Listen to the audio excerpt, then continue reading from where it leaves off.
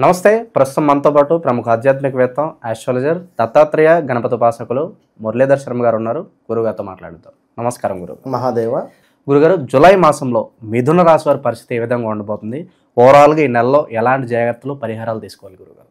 మిథున రాశి వారు ఎవరైతే ఉన్నారో వారికి అత్యంత వైభవం పట్టబోతూ ఉన్నది అనడంలో ఎలాంటి అతిశయోక్తి లేదండి. గోల్డెన్ పీరియడ్ అనుకోవచ్చు గురుగారు. ఖచ్చితంగా. ఎందుకు అంటే శనైశ్వరుడు ఈ యొక్క జూలైలో వక్రగతి చెందినటువంటి సందర్భాలలో ఎంత మేర మీకు లాస్ అయితే అయ్యిందో, ఎంత మేర మీకు ఇబ్బంది అయితే కలిగిందో అంతకు అత్యంత అద్భుతమైనటువంటి విధంగా మిమ్మల్ని తీసుకొని పోగలుగుతుంది. మిథునం అనగానే మనకు రెండు జంటలు యొక్క సింబల్ మనకు కనబడుతుంది. అంటే అది అర్థం ఏందయ్యా అంటే, ఒక్కరే అయినప్పటికీ డబల్ మైండ్ సెట్ కలిగినటువంటి వారు మిథునం. ఎంతో ప్రేమ కలిగినటువంటి వారు. మిథున లగ్నం వారికి ఎక్కువగా ప్రేమ అంటే లవ్ రిలేటెడ్ వివాహాలు కానీ, లవ్ రిలేటెడ్ అద్భుతమైనటువంటి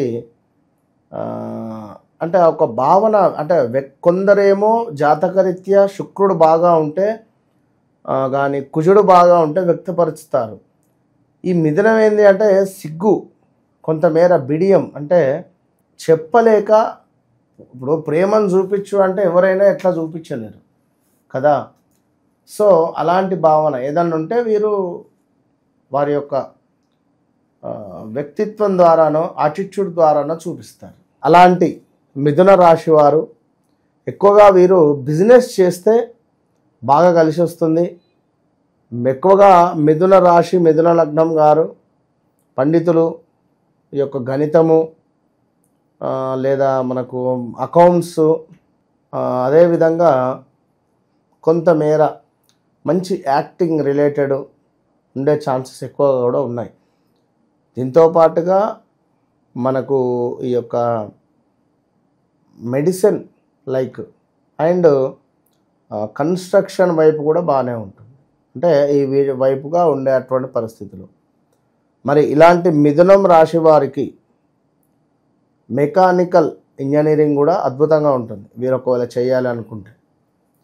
అయితే గత 2024 నుండి కొంత పర్వాలేదు అనేటువంటి పరిస్థితి ఖచ్చితంగా కూడా. బట్ 21, 22, 23లో అయితే తీవ్రమైనటువంటి ఇబ్బందులు, అవమానాలు, అవరోధాలు, అసలు ఏం జరుగుతుందో కూడా అర్థం కాని పరిస్థితులు. 24లో కూడా స్థానచలనం చెందాలి. 21 నుంచి 24 వరకు సుమారుగా 2-3 ఇండ్లు మారుండాలి వీరు. ఇక ఇప్పుడు చివరిది వీరు ఓకే అనే విధంగా ఇప్పుడు చెబితే వినాలి అంటారు. వీరేమిటి, ఇల్లు ఒక వద్ద, ఆఫీస్ ఒక వద్ద, ఉదయం సాయంకాలం ఇటు తిరగడం అటు తిరగడం, గంటన్నర ప్రయాణం చేసేసరికి చిరాకు లేచిపోతుంది. సో ఇక్కడి నుండి ఇల్లును షిఫ్ట్ చేయాలి అనేటువంటి భావన.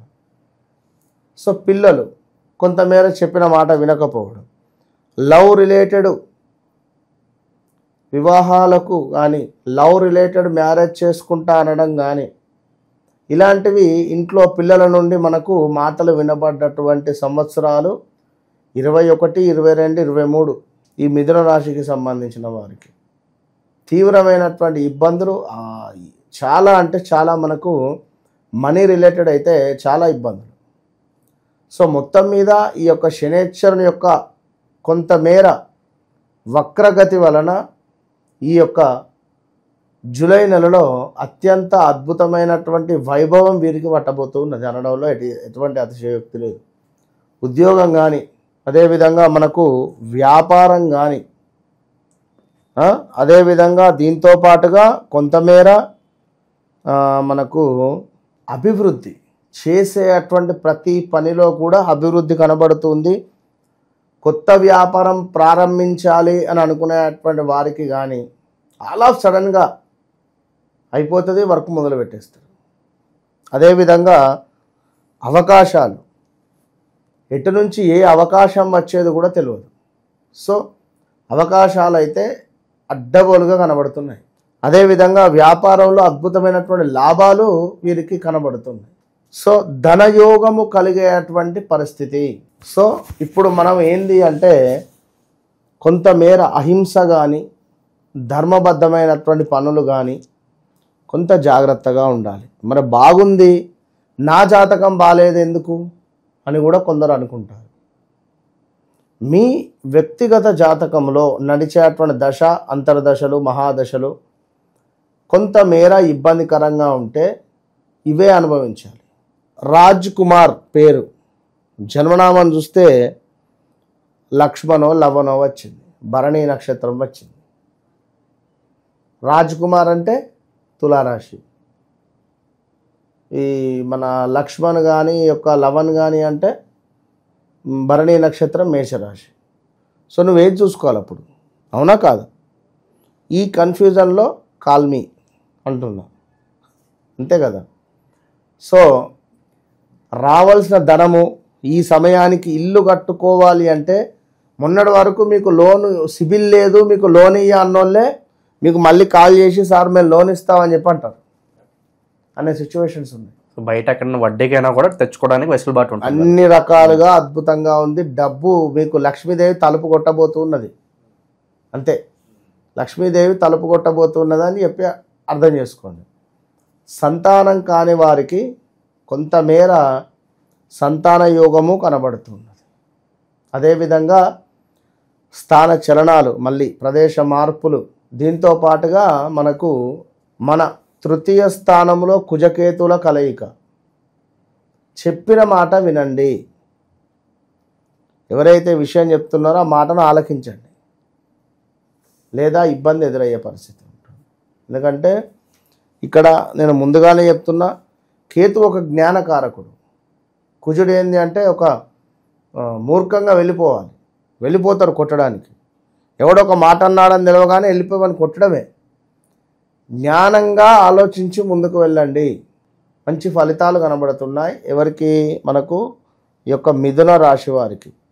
ఇంకను ఈ యొక్క మిథున రాశి వారికి చక్కటి అంటే సమాజంలో ఇక్కడ మూడో భావం ఏమిటంటే సమాజము, మనకు పనిచేసేటువంటిది కూడా కొంత, అదేవిధంగా రిలేటివ్స్ లైక్ ఇక్కడ జ్ఞానకారకుడైనటువంటి కుజుడు, మన కేతువు కొంతమేర మనకు అజ్ఞానంతో ముందుకు వెళ్ళాలి అనేటువంటి అంటే కోపం అధికంగా, శక్తి కుజుడు అంటేనే.